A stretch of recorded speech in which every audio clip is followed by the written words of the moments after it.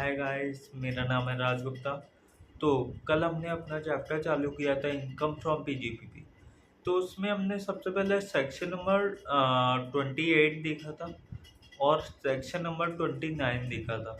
ये दोनों सेक्शंस करने के बाद अब हम आते हैं अपने सेक्शन नंबर 30 और 31। ये हम दोनों कंबाइन देखेंगे। ये हमारे बात करते हैं expenses relating to building and furniture and machinery. तो इसमें दो केसेस आते हैं। बिल्डिंग का खर्चा अलग आएगा और फर्नीचर एंड मशीनरी का खर्चा अलग आएगा। तो बिल्डिंग के खर्चे में दो चीज़ें, या तो ओनर पे करेगा खर्चा या तो टेनेंट पे करेगा खर्चा। अगर ओनर पे करेगा, यहाँ पे दो केसेस है, या तो रेवेन्यू एक्सपेंडिचर होगा या तो कैपिटल एक्सपेंडिचर होगा। अगर रेवेन्यू एक्सपेंडिचर है तो 100% अलाउड हो जाएगा अंडर सेक्शन 30। ठीक है। अगर कैपिटल एक्सपेंडिचर है तो पहले कॉस्ट में ऐड होगा, फिर डेप्रिसिएशन क्लेम कर लेंगे हम 32 में। ठीक है। फिर हम बात करते हैं अगर टेनेंट पे करता है एक्सपेंडिचर, तो इसमें भी दो केसेस है, रेवेन्यू और कैपिटल। रेवेन्यू एक्सपेंडिचर हमारा 100% अलाउ हो जाएगा। कैपिटल एक्सपेंडिचर में हम मतलब उस बिल्डिंग की अगर वो कैपिटल एक्सपेंडिचर कर रहा है उस बिल्डिंग में, तो उस पार्ट के लिए उसको डीम्ड ओनर मान लेंगे और उसके हाथ में डेप्रिसिएशन क्लेम कर लेगा वो। ठीक है, अंडर सेक्शन 32। फिर अब बात करते हैं expenses relating to machinery and furniture. तो यहाँ पे दो केसेस हैं, या तो इनकर्ड बाई ओनर होगा या तो इनकर्ड बाई टेनेंट होगा। ओनर अगर ओनर ने खर्चा किया है तो रेवेन्यू खर्चा किया होगा या तो कैपिटल खर्चा किया होगा। अगर रेवेन्यू खर्चा किया है तो 100% अलाउड हो जाएगा। अगर कैपिटल एक्सपेंडिचर किया है तो पहले कॉस्ट में ऐड होगा, फिर उसका डेप्रिसिएशन क्लेम हो जाएगा अंडर सेक्शन 32। ठीक है। फिर अगर टेनेंट ने पे किया है, टेनेंट ने अगर रेवेन्यू एक्सपेंडिचर किया है तो 100% अलाउड हो जाएगा। अगर कैपिटल एक्सपेंडिचर किया है तो नॉट अलाउड हो जाएगा। क्योंकि गवर्नमेंट का यहाँ पे ये मानना है कि मशीनरी पे या फिर फर्नीचर पे जनरली जो टेनेंट होता है वो खर्चा पे नहीं करता, मतलब कैपिटल एक्सपेंडिचर वो नहीं करता है। जनरली हमारा जो ओनर होता है वो कैपिटल एक्सपेंडिचर करता है।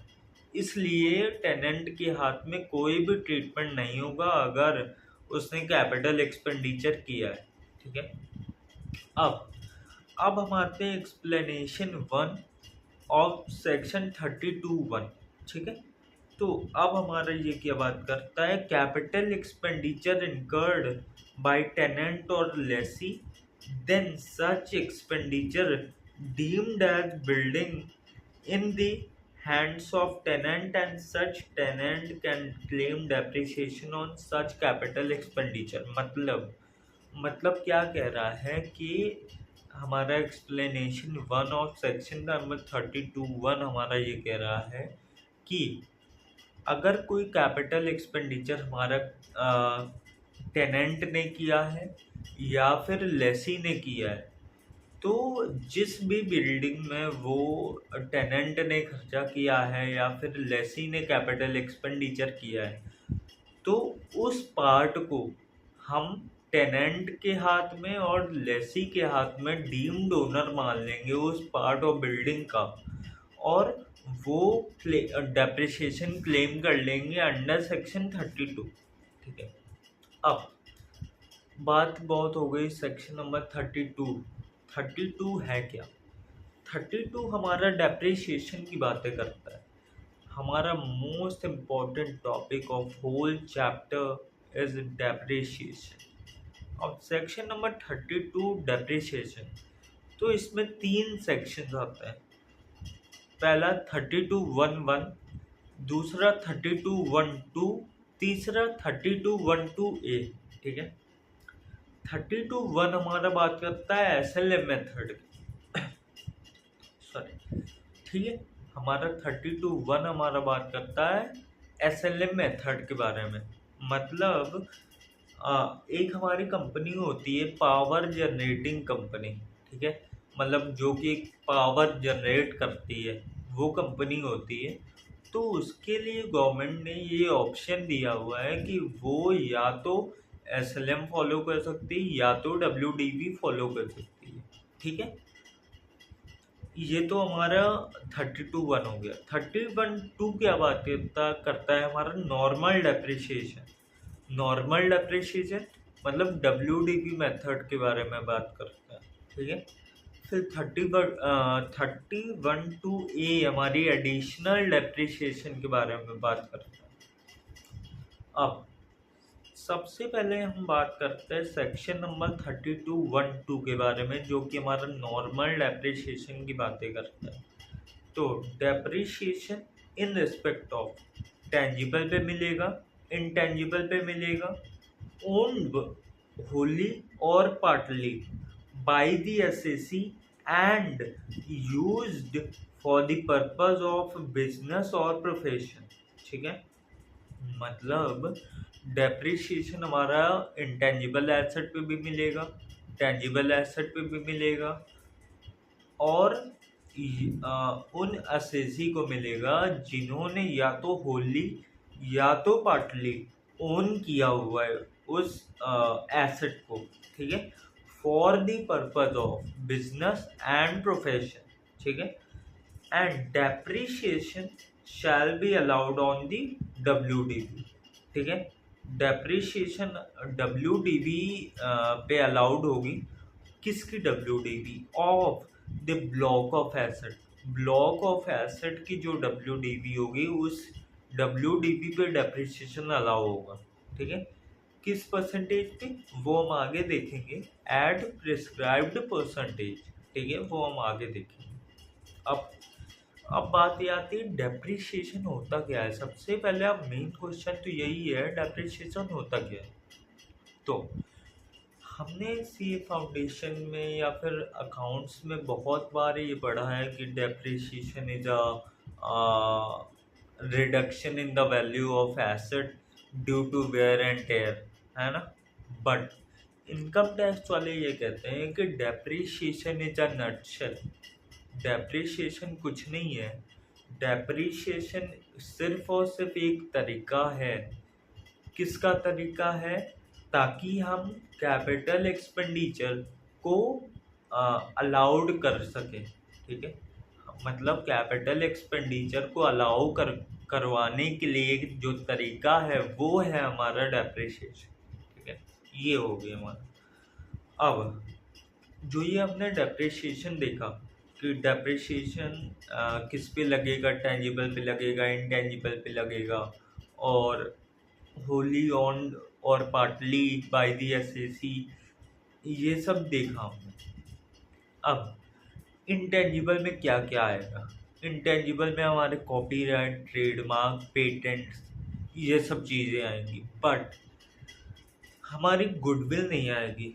गुडविल हमारे गवर्नमेंट का ये मानना है कि गुडविल की जो वैल्यू है वो डेप्रिशिएट नहीं होती है, वो एप्रिशिएट होती है। तो उन्होंने यहाँ से वो हटा दिया है, ठीक है। फिर टेंजिबल एसेट में हमारे क्या क्या आएंगे? बिल्डिंग आएंगी, प्लांट एंड मशीनरी आएगी। बट एक्सेप्ट, यहाँ पे भी एक्सेप्शन है, लैंड। लैंड नहीं आएगी हमारी। लैंड भी हमारी एक अप्रिशिएबल एसेट है, डेप्रिशिएबल एसेट नहीं है, इसलिए उन्होंने इसको यहाँ से हटा दिया, ठीक है। अब ये जो इंटेंजिबल एसेट है और टेंजिबल एसेट है, ये या तो नई हो चाहे पुरानी हो, कोई भी हो, इसमें हम डेप्रिसिएशन क्लेम कर सकते हैं अंडर सेक्शन 32, ठीक है। फिर ओन्ड। ओन्ड का क्या मतलब है? ओन्ड में या 3 लोग आएंगे, या तो एक्चुअल ओनर आएगा, या तो बेनिफिशियल ओनर आएगा, या तो डीम्ड ओनर आएगा, ठीक है। फिर होली और पार्टली। होली और पार्टली का क्या मतलब है? मतलब या तो एक ओनर होता है, या तो मोर देन वन ओनर होते हैं। ठीक है, बोथ पर्सन।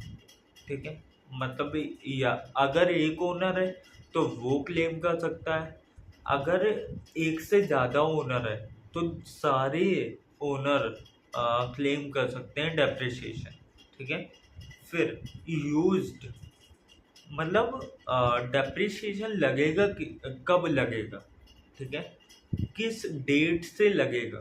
ठीक है, तो हमारी इनकम टैक्स कहता है कि जब asset actual put to use हुई है तब से हमारा डेप्रिसिएशन एप्लीकेबल हो जाएगा। रेडी रेडी टू यूज हुई है तब से नहीं होगा, एक्चुअल पुट टू यूज जहाँ पे हुई है वो तब से होगा। ठीक है, फिर बिजनेस और प्रोफेशन। बिजनेस और प्रोफेशन में क्या है, मतलब अगर जो हमारी एसेट है उसको हमने बिजनेस या प्रोफेशन में यूज़ किया है तभी हम अपने एसेट का डेप्रिसिएशन क्लेम कर सकते हैं अंडर सेक्शन 32। ठीक है, जिस एसेट को हमने पर्सनल पर्पस के लिए यूज़ किया है उसका हम डेप्रिसिएशन क्लेम नहीं कर सकते। ठीक है, अब गवर्नमेंट ये कहती है कि इनकम टैक्स के अंदर डेप्रिसिएशन क्लेम करना मैंडेटरी है। ठीक है, मतलब ये आपके पास ऑप्शन नहीं है कि आपका मन है कि इस साल हम डेप्रिसिएशन क्लेम करेंगे अगले साल नहीं करेंगे, या फिर इस साल नहीं करेंगे अगले साल करेंगे। ठीक है, ये आपका मन नहीं है। इनकम टैक्स वालों ने ये मैंडेटरी कर दिया है कि डेप्रिसिएशन क्लेम करना मैंडेटरी है। ठीक है, अब WDV। WDV जो WDV मेथड होगा वो WDV पर मिलेगा, वो तो ऑब्वियस सी बात है। ठीक है, फिर अब बात ये आती है कि block of asset. Block of asset मतलब जो हमारा डेप्रिसिएशन होगा वो सिंगल एसेट पर एप्लीकेबल नहीं होगा। ठीक है, ब्लॉक ऑफ एसेट पे होगा। ब्लॉक ऑफ एसेट मतलब ब्लॉक ऑफ एसेट का क्या मतलब है, सेम रेट और सेम नेचर के जब एसेट ग्रुप कर सॉरी ग्रुप कर दिए जाते हैं तो उनको हम बोलते हैं ब्लॉक ऑफ एसेट। ठीक है, अब आ जाओ method for depreciation. Method for depreciation, अब यहाँ पे दो चीज़ें, या तो एसएससी का बिजनेस होगा पावर जनरेशन का, generation and distribution of power का, या तो बिजनेस होगा किसी और चीज़ का। ठीक है, अगर पावर जनरेशन का बिजनेस है तब तो उसके पास ऑप्शन है, या तो वो SLM फॉलो कर सकता है या तो वो WDV फॉलो कर सकता है। अगर उसका कोई और अदर बिजनेस है तो उसके पास ये ऑप्शन नहीं है कि वो SLM फॉलो करेगा कि WDV फॉलो करेगा, वो उसको हमेशा WDV ही फॉलो करनी पड़ेगी। ठीक है, अब अब अब हम ये देखते हैं कि सिस्टम ऑफ डेप्रिसिएशन क्या है। मतलब WDV मेथड में क्या मतलब क्या ब्लॉक ऑफ एसेट से डेप्रिसिएशन निकलेगा कि कैसे निकलेगा ये हम देखते हैं। तो WDV मेथड में हम block of asset system apply करते हैं। ठीक है, और SLM मेथड में इंडिविजुअल एसेट सिस्टम अप्लाई करते हैं। ठीक है, ये चीज़ है। अब ब्लॉक ऑफ एसेट का मतलब हमने बता दिया कि ब्लॉक ऑफ एसेट जब हम same rate of depreciation and same nature की एसेट को कंबाइन कर देते हैं, एक ग्रुप में कर देते हैं, तो उसी को हम ब्लॉक ऑफ एसेट बोल देते हैं। ठीक है, अब अब बातें आती है कि टाइप्स ऑफ ब्लॉक। मतलब ब्लॉक कितने तरह के हैं, तो 4 तरह के हैं। ठीक है, चार तरह के ब्लॉक हैं, पर दो कैटेगरी में बांटे गए हैं। ठीक है, पहला टेंजिबल एसेट, दूसरा इंटेंजिबल एसेट। ठीक है, टेंजिबल एसेट में तीन एसेट आते हैं और तीनों के ब्लॉक अलग अलग हैं, और इंटेंजिबल एसेट का ब्लॉक अलग है। ठीक है, तो टेंजिबल एसेट में हमारे बिल्डिंग आती है, बिल्डिंग का ब्लॉक अलग है, फर्नीचर का ब्लॉक अलग है, प्लांट एंड मशीनरी का ब्लॉक अलग है। ठीक है, और इंटेंजिबल एसेट का ब्लॉक अलग है। अब डेप्रिसिएशन के रेट, मेन चीज़ तो अब आई है, डेप्रिसिएशन का रेट क्या होगा। डेप्रिसिएशन का रेट हमारा क्या होगा, तो सबसे पहले हम बात करते हैं बिल्डिंग के केस में डेप्रिसिएशन का रेट क्या होगा।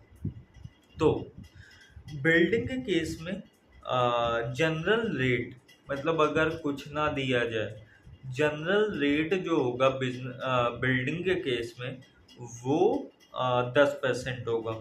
मतलब बिल्डिंग जो कि यूज नहीं की जा रही है फॉर रेजिडेंशियल पर्पज, मतलब business not used mainly for residential purpose.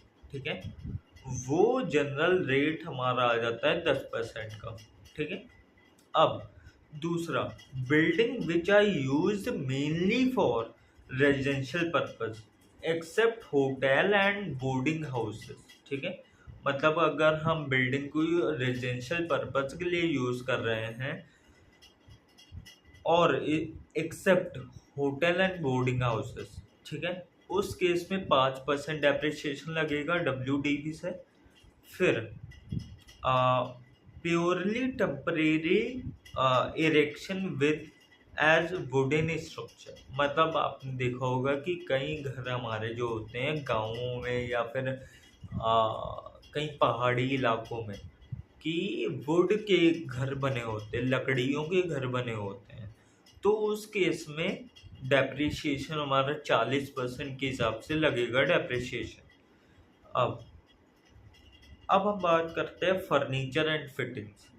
Furniture and fitting में सिर्फ एक ही रेट है, जनरल रेट, जो कि हमारा 10%।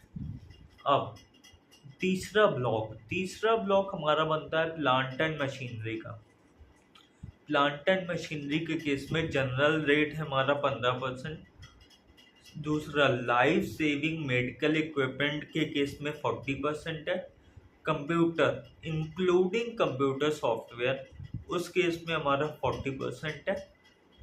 And books owned by SSC carrying on a profession, उस केस में भी 40% है।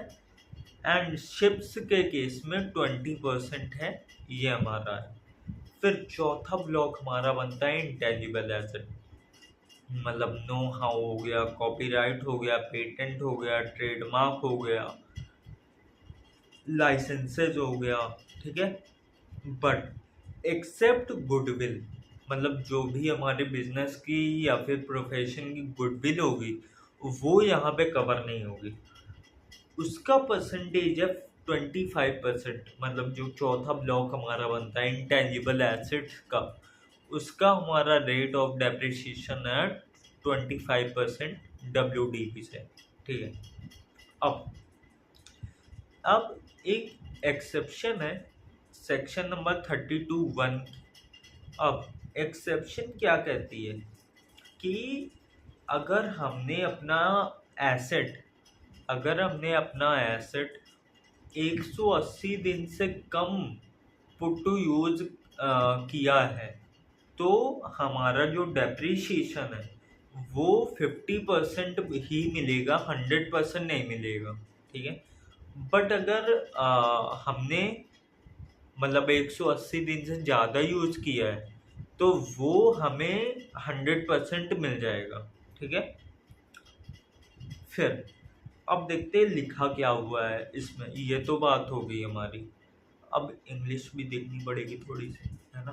तो देखते हैं, depreciation shall be restricted to 50% of depreciation allowed if asset is put to use for less than 180 days in the year of acquisition, मतलब जिस year में हमने अक्वायर किया है उस दिन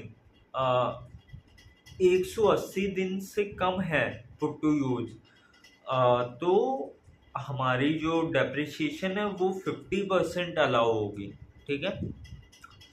in other words, restriction will be applicable only in the year of acquisition। मतलब ये restriction जो है 50% की वो ईयर ऑफ एक्विजिशन में ही अप्लाई होगी। ठीक है। अब एक मेन बात ये है कि जो ये 180 डेज वाली कंडीशन है, जो ये रिस्ट्रिक्शन है, वो हम सिर्फ और सिर्फ चेक तब करेंगे जब ईयर ऑफ एक्विजिशन और पुट टू यूज वाला ईयर, ये दोनों ईयर सेम हो। ठीक है। अगर ये दोनों ईयर सेम है तभी हम चेक करेंगे कि वो 180 दिन से कम पुट टू यूज है कि ज़्यादा पुट टू यूज है। कम है तो आधा डेप्रिसिएशन अलाउ होगा, अगर 180 दिन से ज़्यादा है तो 100% अलाउ हो जाएगा। ठीक है। फिर बात आती है हमारे section number 32(1)(a)। Section number 32(1)(a) ये क्या बात करता है? तो 32(1)(a) हमारा एडिशनल डेप्रिसिएशन के बारे में बात करता है। सेक्शन नंबर 32(1)(a) हमारा एडिशनल डेप्रिसिएशन के बारे में बात करता है। तो यहाँ पे एलिजिबल एसएससी कौन है? ऑल एसएससी, कोई भी हो सबको ये मिल जाएगा। ठीक है। फिर eligible asset only and only new plant and machinery except ship and aircraft. ठीक है। मतलब अगर हमें एडिशनल डेप्रिसिएशन क्लेम करना है तो हमें new plant and machinery acquire करनी पड़ेगी, बट शिप और एयरक्राफ्ट को छोड़कर।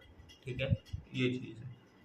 फिर new plant and machinery in any area, मतलब कोई भी एरिया में हो वो प्लांट एंड मशीनरी, तब हमें एडिशनल डेप्रिसिएशन का बेनिफिट मिल जाएगा। ठीक है। अब देखो एडिशनल डेप्रिसिएशन का रेट जो होता है वो हमारा 20% होता है। ठीक है, 20% होता है, बट अगर हमारा पुट टू यूज 180 डेज से कम है तो हमारा जो डेप्रिसिएशन होगा मतलब डेप्रिसिएशन होगा वो 10% हो जाएगा, और जो ये बचा हुआ 10% है वो अगले साल मिल जाएगा। ठीक है, ये चीज़ है। फिर रेट जो एप्लीकेबल होगा वो एक्चुअल कॉस्ट पे एप्लीकेबल होगा। ठीक है, WDV पे नहीं एप्लीकेबल होगा। नॉर्मल डेप्रिसिएशन हमारा WDV से WDV पे एप्लीकेबल होता है, बट ये जो एडिशनल डेप्रिसिएशन है वो हमारा एप्लीकेबल होगा only and only on actual cost. ठीक है। फिर अब इसका पर्पस क्या है? मतलब पर्पस सिंपल सा ये है कि लोग प्लांट एंड मशीनरी खरीद के इंडिया में प्रोडक्शन बढ़ाएं, मैन्युफैक्चरिंग बढ़ाएं, जिससे कि वो ज़्यादा से ज़्यादा सामान बेच पाएँ और ज़्यादा से ज़्यादा वो एक्सपोर्ट कर पाएँ।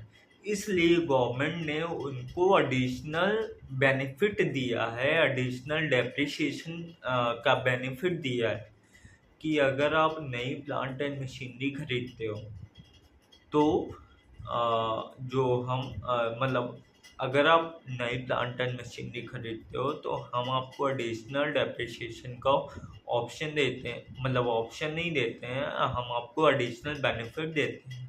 ठीक है, ये चीज़ है।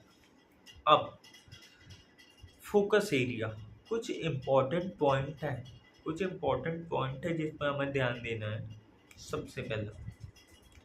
सबसे पहले यहाँ पे सेकंड हैंड मशीनरी या फिर second hand plant eligible asset की कैटेगरी में नहीं आएगा।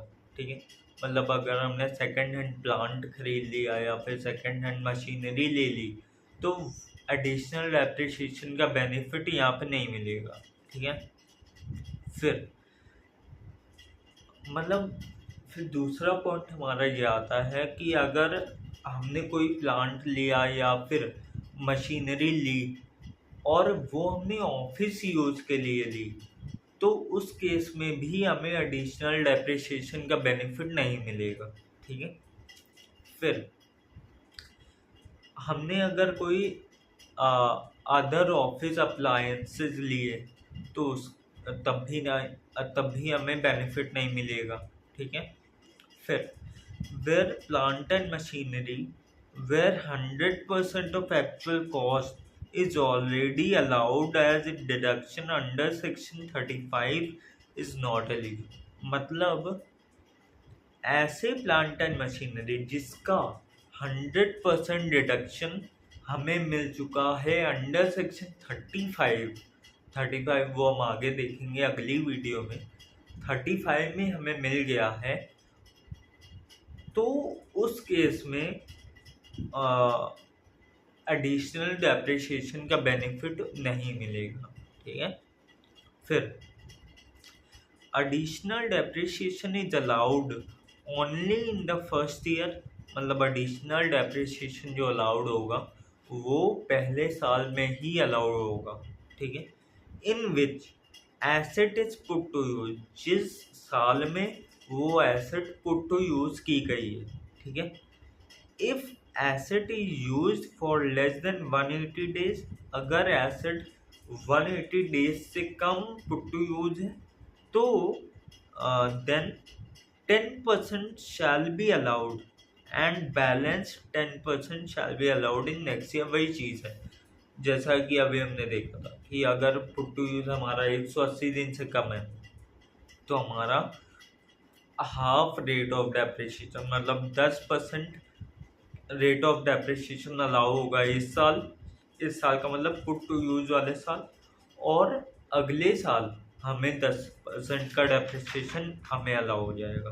ठीक है। अब हमारी बात आती है इस वीडियो की सबसे last section, that is section number 50। Section number 50 वैसे तो ये हमारा कैपिटल गेन का सेक्शन है, बट इसकी लिंकिंग जो है वो पीजीबीपी में है। ठीक है। तो सेक्शन नंबर 50 हमारी क्या बात करता है? सेक्शन नंबर 50 हमारी special provision in case of depreciable asset. ठीक है। मतलब कुछ स्पेशल प्रोविजन है डेप्रिशिएबल एसेट के केस में, वो ही बात करता है हमारा सेक्शन नंबर 50। तो ब्लॉक ऑफ एसेट, मतलब एक ब्लॉक ऑफ एसेट है, इसमें दो केस है। ठीक है। या तो जो ब्लॉक ऑफ एसेट है उसमें जितनी भी एसेट है वो सारी बिक गई हैं। ठीक है। या तो वो सारी नहीं बिकी हैं, कुछ बिकी हैं। ठीक है। मतलब या तो पिक्चर अभी बाकी है या तो पिक्चर पूरी खत्म हो चुकी है। ठीक है। अगर पिक्चर अभी बाकी है, अगर पिक्चर अभी बाकी है तो उस केस में हमारी WDV आएगी। ठीक है। क्लोजिंग WDV आएगी। ठीक है। फिर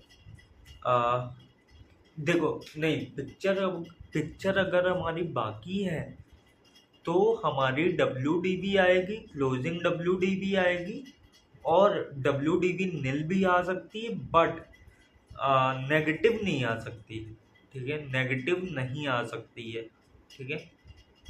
हमारी क्लोजिंग WDV आएगी और WDV नील भी आएगी। शॉर्ट टर्म गेन या फिर शॉर्ट टर्म कैपिटल लॉस नहीं आएगा इस केस में। ठीक है। ये चीज़ है। फिर हमारी बात आती है अगर पिक्चर पूरी खत्म हो चुकी है, मतलब ब्लॉक ऑफ एसेट में जितनी भी एसेट थी सारी बिक गई हैं, सारी हमने सेल कर दी हैं, तो उस केस में हमारी WDV तो कुछ आएगी नहीं, तो शॉर्ट टर्म कैपिटल लॉस आएगा या फिर शॉर्ट टर्म कैपिटल गेन आएगा। या तो नील आ सकता है या तो कुछ भी आ सकता है। ठीक है। ये चीज़ है। और यहाँ पर WDV एग्जिस्ट नहीं करेगी। तो ये हो गया हमारा part number 2 of income from PGBP. तो प्लीज़ सब्सक्राइब माय चैनल राज गुप्ता, ये मेरा नया चैनल है। तो please subscribe my channel and stay tuned for my upcoming videos of relating to taxation.